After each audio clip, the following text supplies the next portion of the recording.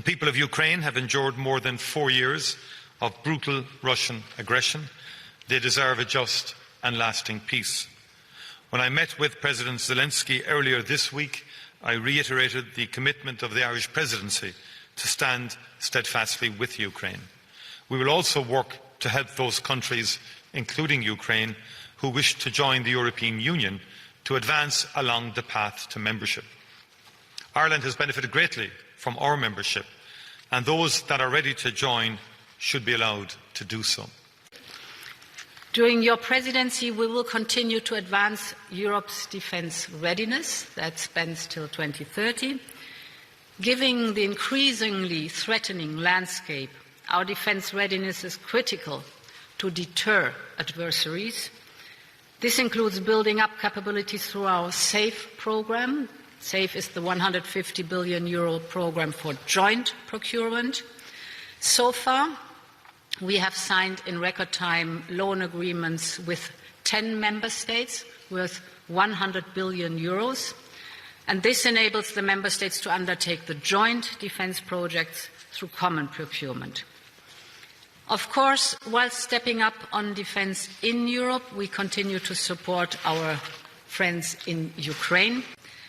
Europe is facing a housing crisis, a crisis of affordability, access and quality. Our citizens are calling for solutions, and we are responding. Under your presidency, we aim to launch a European Housing Alliance, and we will convene a high-level European Housing Summit. This is one of the defining social challenges of our time, and our people expect us to deliver. On the West Bank settlers, we also share the analysis that the continued expansion of Israeli settlements in the West Bank is utterly unacceptable, and the violence used to achieve this expansion is abhorrent. This undermines the future of the two-state solution, which in our view is the only viable solution or path to lasting peace, and the situation is clearly deteriorating. So we have already agreed on sanctions against extremist Israeli settlers and Hamas figures, and the Commission will soon present, as you know, an options paper.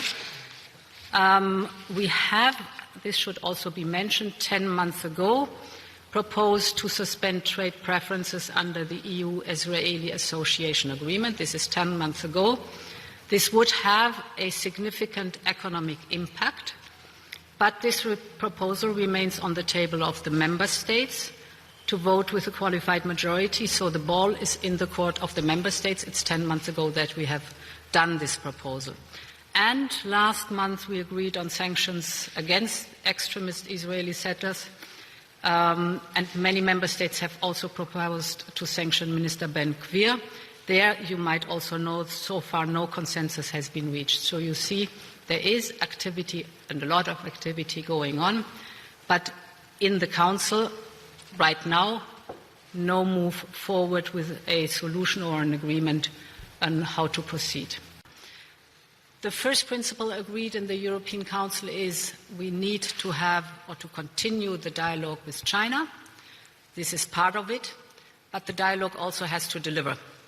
And in the dialogue, we have to be very clear, and that was the case in this meeting, about all the issues that we are criticizing, from the subsidized overcapacity of goods coming to our market, to a lack of market access of our companies at the Chinese market, the unfair competition because of the subsidies that we do not want to see anymore on our market, and other elements included. Second, we agreed, and I think it's always very important, we also have to do our homework. This is the whole competitiveness agenda we have been talking about. And we have to diversify our supplies to reduce the dependency on China.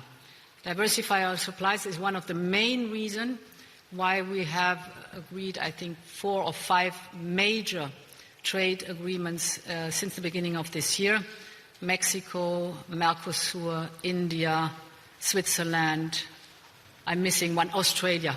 And depending on how the response of the Chinese is in fall, as Maroš Šefčovič has described, will then be our potential activity. We are basically prepared for everything, and we have all instruments on the table, and we are thinking about other possibilities if necessary.